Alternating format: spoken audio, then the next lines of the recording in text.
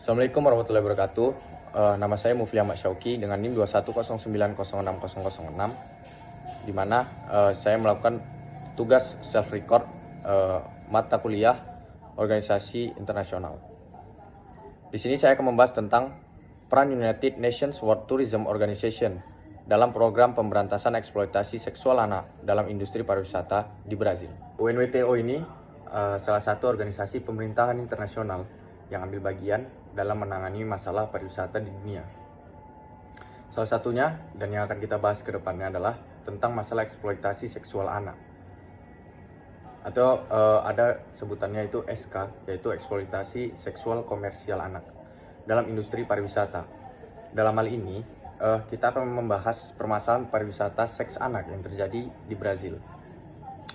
Dalam era globalisasi, memang banyak negara yang bergantung dari industri pariwisata sebagai sumber pajak maupun pendapatan untuk perusahaan yang menjual jasa kepada wisatawan. Sebagai pembuka, salah satu kecenderungan baru dalam kegiatan pariwisata adalah adanya pariwisata seks, di mana kegiatan para wisatawan mengunjungi suatu negara atau daerah ditujukan untuk mencari hiburan seks. Hal ini kemudian memunculkan perkembangan pariwisata yang menawarkan hiburan dan pelayanan seks bagi para wisatawan.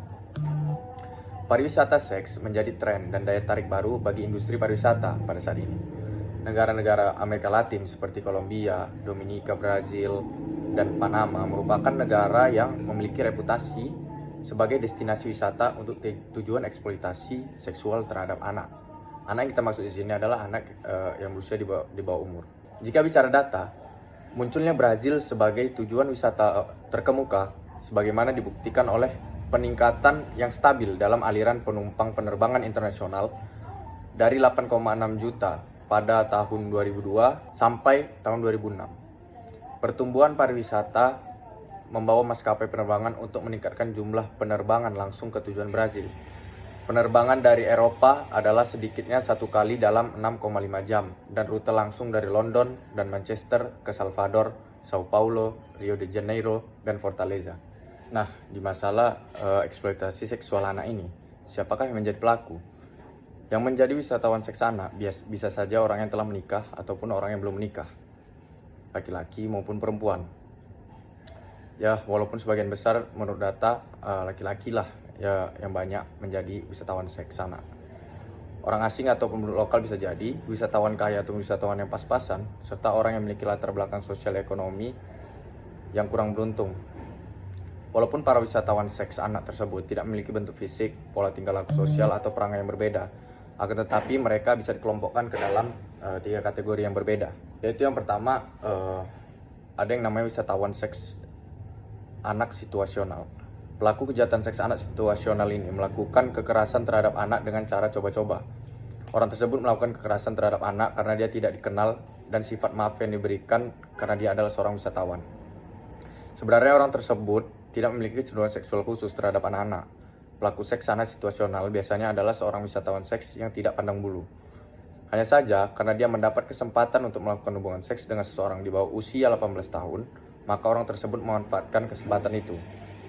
Sebagian besar wisatawan seks adalah anak pelaku situasional. Yang kedua adalah wisatawan seks anak preferensial. Wisatawan seks anak preferensial menunjukkan sebuah pilihan seks aktif terhadap anak-anak. Walaupun orang tersebut masih memiliki kemampuan untuk mengalami ketertarikan melakukan hubungan seksual dengan mereka.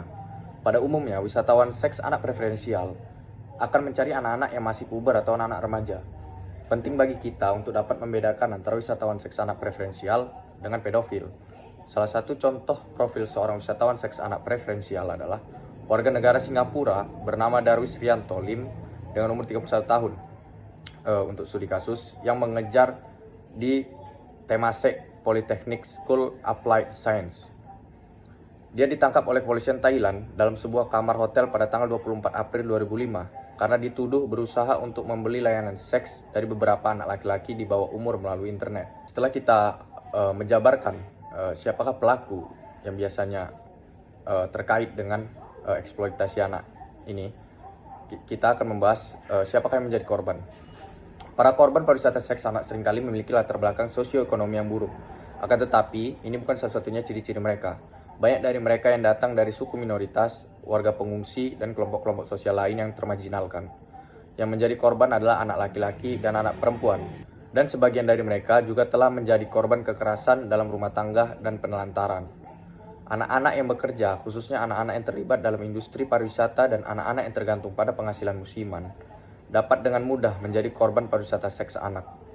Kadang-kadang hanya karena terlahir di sebuah daerah tujuan wisata yang dicirikan dengan ketidakmerataan kekayaan antara para wisatawan yang berkunjung. Kadang-kadang hanya karena terlahir di sebuah daerah tujuan wisata yang dicirikan dengan ketidakmerataan kekayaan antara para wisatawan yang berkunjung dengan para penduduk setempat dapat menjadi lebih dari cukup bagi seorang anak untuk dieksploitasi dalam pariwisata seks anak. Setelah kita menjabarkan siapa pelaku dan siapa korban dari eksploitasi seks anak ini, kita akan membahas tentang apa peranan dari UNWTO ataupun organisasi internasional yang bekerja sama dengan UNWTO untuk memberantas hal ini. Peranan organisasi internasional dapat digambarkan sebagai individu yang berada dalam lingkungan masyarakat internasional. Sebagai anggota masyarakat internasional, organisasi internasional harus tunduk pada peraturan-peraturan yang telah disepakati bersama. Selain itu, melalui tindakan anggotanya, setiap anggota tersebut melakukan kegiatan-kegiatan dalam rangka mencapai tujuannya. Sebuah inisiatif WTO pada Kongres Stockholm melawan eksploitasi seksual komersial anak-anak menghasilkan penciptaan Task Force Internasional terhadap seksual komersial eksploitasi anak dengan wakil-wakil dari pemerintah, LSM, dan pariwisata industri. Satuan tugas telah terlibat dalam kampanye kesadaran internasional yang berusaha untuk mencegah, mengungkap, mengisolasi, dan memberantas eksploitasi anak-anak dalam pariwisata seks. Pada pertemuan pertama pada bulan Maret 1997 di Berlin, Task Force setuju untuk mengadopsi dan menggunakan logo seragam untuk kampanye internasional dan kegiatan menentang eksploitasi seksual komersial anak. Yang dipilih logo awalnya dirancang oleh Embratur, Brazil, dan digunakan oleh negara ini dalam kampanye nasionalnya sendiri menentang eksploitasi seksual komersial anak. Atas permintaan WTO, pemerintah Brazil sepakat untuk membagi logo untuk kampanye internasional. Kegiatan yang dilakukan oleh sektor pariwisata, pemerintah, dan LSM dalam perjuangan mereka melawan seksual komersial eksploitasi anak yang ditampilkan pada prostitusi anak dan watch pariwisata, yang merupakan informasi dari WTO. Agenda aksi yang dilakukan WTO yang bekerjasama dengan UNWTO meliputi aksi kerjasama pencegahan, perlindungan, rehabilitasi, dan partisipasi pemuda pekerjaan. Perlindungan, rehabilitasi, dan partisipasi pemuda. Agenda aksi rekomendasi cara-cara berikut memerangi eksploitasi seksual komersial anak. Ada beberapa cara yang direkomendasikan di agenda aksi ini untuk memerangi eksploitasi seksual komersial anak. Yang pertama, kerjasama antar negara dan berbagai sektor masyarakat. Yang kedua, memobilisasi industri pariwisata dan dunia usaha sehingga fasilitas mereka dan jaringan yang tidak digunakan untuk seks anak perdagangan. Kemudian, criminalizing eksploitasi seksual komersial anak. Tindakan untuk memastikan bahwa undang-undang, rencana, dan program terhadap perdagangan seks anak tetap dilaksanakan. Kemudian, membangun unit khusus dalam kepolisian. Yang kemudian, pemulihan dan rehabilitasi anak-anak. Dan yang terakhir, tindakan preventif dalam bentuk pendidikan dan informasi. Melihat perkembangan pariwisata seksual anak yang semakin meningkat di negara Brazil dan menjadi pokok perbincangan organisasi-organisasi yang menangani permasalahan eksploitasi seksual anak seperti UNWTO, ICPAT, dan LSM lokal maupun internasional. Brazilian Center for Childhood and Adolescence atau yang disingkat CBIA memperkirakan bahwa sekitar 500.000 anak-anak beralih pada prostitusi untuk menyambung hidup di sektor pariwisata. Beberapa dari mereka bahkan berumur sekitar 9 tahun. Melihat hal ini, UNWTO melalui Ethics and Social Dimensions of Tourism dan berdasarkan pelanggaran-pelanggaran hukum yang diakui terhadap hak-hak anak dan pelanggaran regulasi-regulasi tentang mekanisme pariwisata, maka UNWTO mengambil sebuah kebijakan dengan mengambil peran dalam hal menanggulangi pariwisata seksual anak di Brazil dengan melakukan kerjasama dengan LSM lokal dan ICPAT. Kode etik pada awalnya dikembangkan untuk menargetkan operator tour. Kode ini terdiri dari 6 kriteria yang dikembangkan ICPAT Swedia bersama-sama dengan operator tour Nordic dan organisasi pariwisata dunia lainnya.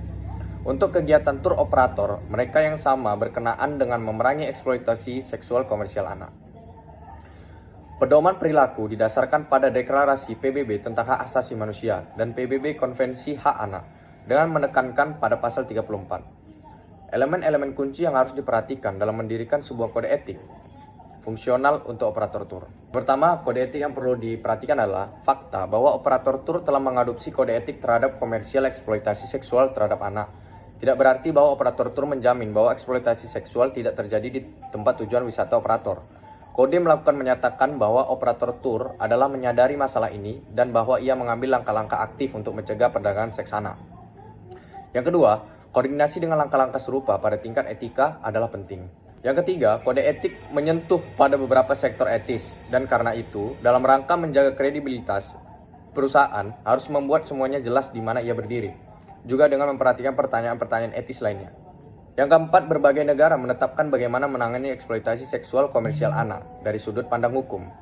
Kemudian yang kelima, ada kekurangan data dalam sektor. Yang keenam adalah penting bahwa operator tur bekerja dengan kode etik, dapat menjawab pertanyaan tentang perdagangan seks anak dan kode etik. Ketujuh, hal yang paling penting bahwa operator tur ketika ia telah mengadopsi kode etik, rencana, dan mengambil bagian dalam baik tindak individu dan bersama melawan perdagangan seks anak. Potensi kode etik untuk operator tur. Yang pertama, potensinya adalah kode etik menegaskan bahwa operator tur tidak berhubungan dengan perdagangan seks anak, namun terlibat dalam pencegahan hal itu. Yang kedua, wisatawan memiliki kesempatan untuk mendukung tindakan terhadap perdagangan seks anak dengan memilih operator tur berkomitmen untuk memerangi eksploitasi seksual komersial anak. Ketiga, sebuah kebijakan perusahaan yang jelas berkaitan dengan isu-isu etis memberikan goodwill bagi perusahaan baik secara internal maupun eksternal. Kemudian ada beberapa lagi kode-kode etik yang harus ditegaskan kepada operator tur. Membahas aksi apa yang telah dilakukan oleh UNWTO dan kerjasamanya dengan organisasi internasional lainnya adalah aksi yang telah dilakukan dalam industri pariwisata yang dilaksanakan atas kerjasama para kelompok kerjasama organisasi-organisasi internasional tersebut untuk menentang PSA dapat dibagi ke dalam dua langkah. Yang pertama, langkah-langkah yang dikembangkan di negara-negara pengirim wisatawan dan kedua, langkah-langkah yang dilakukan di negara-negara penerima wisatawan. Langkah-langkah ini mempromosikan peningkatan kesadaran dan sensitivitas untuk menjamin bahwa baik orang-orang yang melakukan perjalanan maupun para profesional pariwisata sadar tentang isu tersebut dan dapat merumuskan sebuah respon ketika mereka menghadapi atau menemui masalah tersebut. Penting bagi para wisatawan untuk mengetahui bahwa eksploitasi seksual komersial anak merupakan sebuah tindakan ilegal. Banyak negara yang telah mengembangkan perundang-undangan ekstrateritorial untuk menuntut warga negara yang melakukan kejahatan-kejahatan seksual terhadap anak-anak. Oleh karena itu, seorang wisatawan bisa diminta pertanggungjawaban atas tindakannya di negara asal mereka. Jika sebuah negara mengadopsi perundang-undangan ekstrateritorial, maka tidak ada daerah tujuan yang memberikan kekebalan bagi seorang pelaku eksploitasi terhadap anak.